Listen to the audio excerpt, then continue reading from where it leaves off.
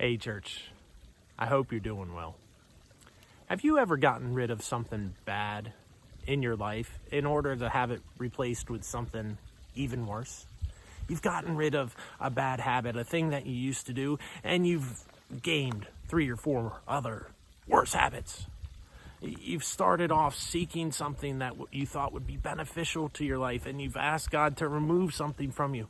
And then as time passed, you look back and you go, I'm in a worse spot than I was when I started.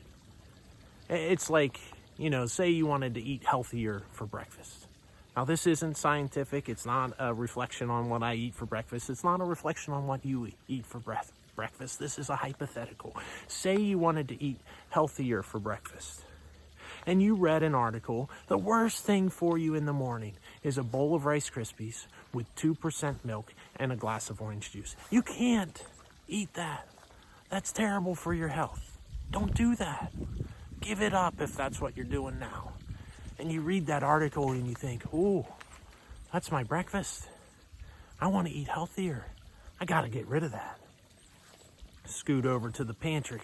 You pull out the Rice Krispies. They go in the trash. You move to the fridge. You pull out the 2% milk and the orange juice and you pour them down the sink. There, I did it.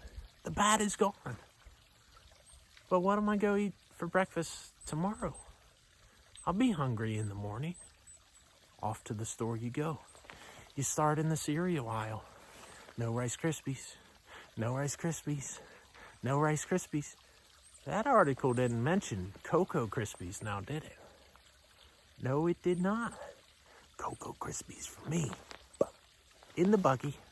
And then you think, I'm not eating Cocoa Krispies dry. Who likes Cocoa Krispies dry?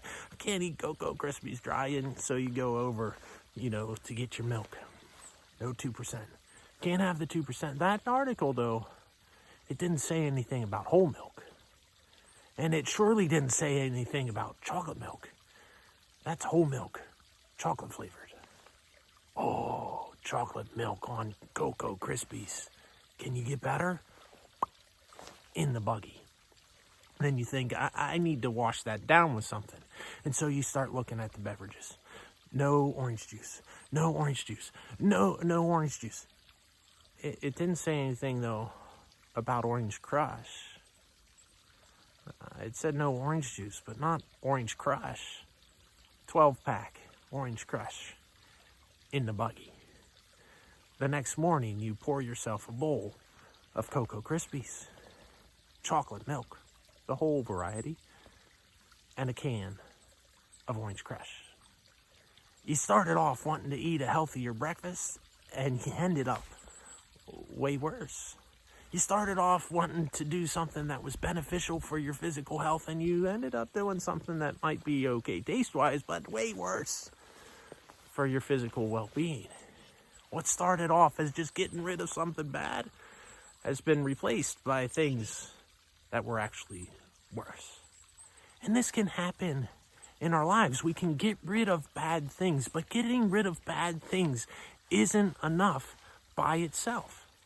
Getting rid of the negative isn't enough by itself. Instead, we need it to be replaced by the positive.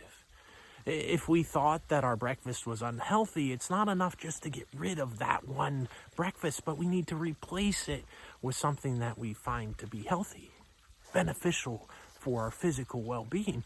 We can't just get rid of the bad. It has to be replaced by something good. This is true in a lot of aspects of our lives, and it's especially true in the spiritual aspects of our lives. We don't just need to get rid of the bad things. We need to get rid of the bad things, but they need to be replaced by things that are good.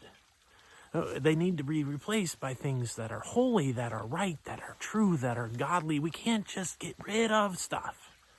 We also need to be filled with things as well. You see, over this year, over the course of the month of January, we were in a series where we were talking about decluttering things, getting rid of stuff that stood in our way between us and the Lord, getting rid of some things that were barriers between us and God.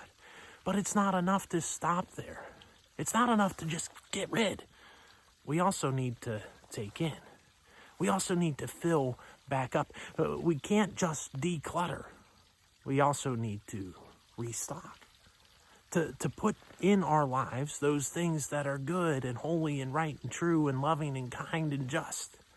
Not just get rid of the negative and the wickedness and the evil. So that's what we're going to look at here for the next few weeks. We're going to look at restocking.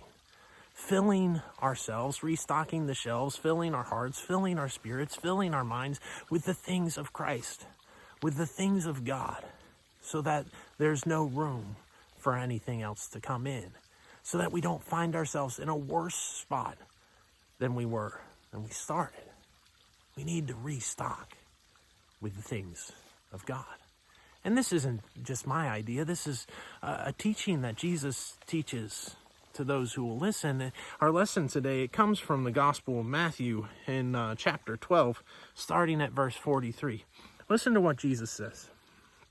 When an evil spirit comes out of a man, it goes through arid places seeking rest and does not find it. Then it says, I will return to the house I left. When it arrives, it finds the house unoccupied, swept clean, and put in order. Then it goes and takes with it 7 other spirits more wicked than itself, and they go in and live there. The final condition of that man is worse than the first. That is how it will be with this wicked generation. Now, some of us, we read passages like this. Some of us with our postmodern American thinking, whatever, read about an evil spirit and think, yeah, Jesus, we know about this stuff now. We got medicine. What are you talking about? We can have a conversation about those types of things another time, about spirits and medicine and all that stuff another time. I'm not calling this aspect of that part of Scripture into question here. I want us to focus on a little different aspect. Did you see what happened when the evil left? What happened when the evil spirit was cast out of the man? It went out. It searched the arid places, it says, and it found no place to rest. And so it thought, I'm going to head back home, see how my old stomping grounds are doing. And it returned to the man. And what did it find? The house was swept. The house was clean. It was unoccupied. The house was unoccupied. There was nothing preventing that spirit from returning. And so it was like, yes, this is great. And not only is this great, this is even better. I'm going to get some of my friends and we're going to have a nice little new house party here. We're all going to live in here. And so that spirit goes and it finds 7 other spirits that are more wicked than itself. And they all take up residence in the man. The man is found to be worse off in the end than he was in the beginning. You see, it's not enough that the evil spirit was cast out. That house needed occupied. That house needed filled. That heart, that spirit, that life needed filled up with something.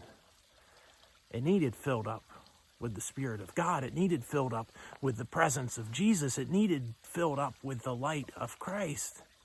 But when that spirit came back and now God wasn't there, when that spirit came back and the house was empty, it looked nice, moved right back in and brought its friends.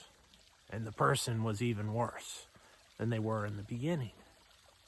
And that's the risk we run too, friend, if we just think about getting rid of the wickedness. If we just think about getting rid of evil in our lives, of removing those obstacles between us and God, or of removing those things that we know to be sinful, if we just focus on getting rid of the evil, but we don't have any of the good fill us, we don't have any Spirit of the Lord fill us, we don't have any of the light of God fill us, we run that risk of the darkness returning, and returning even stronger, even worse than it was when it left. That we can find ourselves in an even worse place than we were in the beginning. It's not enough just to declutter. It's not enough just to get rid of pride or fear and think I'm done with those things. What we need to be filled with something different. It's not enough just to get rid of evil if we're not filled with that which is good. It's not enough to get rid of darkness if we're not filled with the light.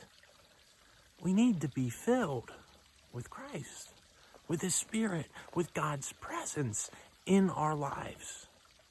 If not, it's not a good look. It's not a good situation. We find ourselves way worse than we were when we started. Friend, I hope that this day that we will begin to pray for God to fill us, for God to fill us back up, for God not only to remove those things that stand in His way, but to fill us with those things that are from His hand, from His kingdom, that are like the mind of Christ or the Spirit of God, that when we get rid of a negative thought pattern, that God would fill it with a positive one. And so that when that negative one comes back, there's no room in there for anything else. That we would get rid of those evil spirits, that God would remove those from us, and that He would fill us with His very presence. And so that if that spirit would come back, there's no room for you here. There's no place for you here. My heart is overflowing. My spirit is overflowing with the very presence of Jesus the Christ. There's no room for anything else. That we would get rid of those unholy appetites and those things that are displeasing to the Lord, and that we would fill them with holy ones, with things that are pleasing to God. And so that when an unholy one tries to get back in, there's no room. There's no place, because God has filled us with things that are right, that are true, that are holy. Yes, we need to have God get rid of the evil in our lives. Yes, we need to have God get rid of the sin within our lives. But we also need God to fill us with those things that are from His kingdom. Fill us with that fruit of His Spirit, with the gifts of His Spirit, with those things of His kingdom.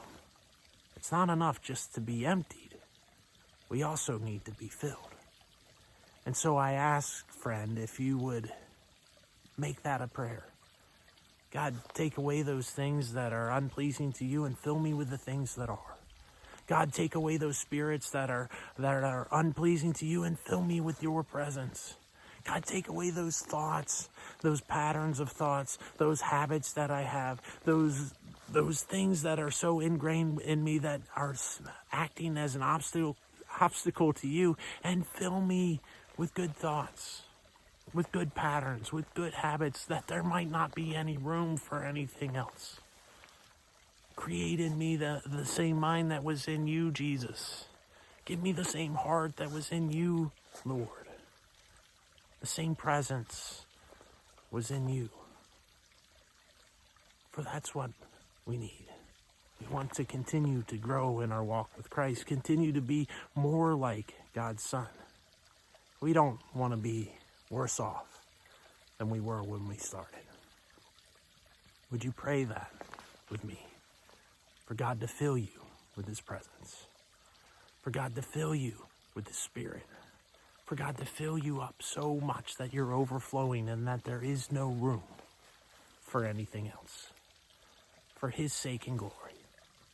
Amen.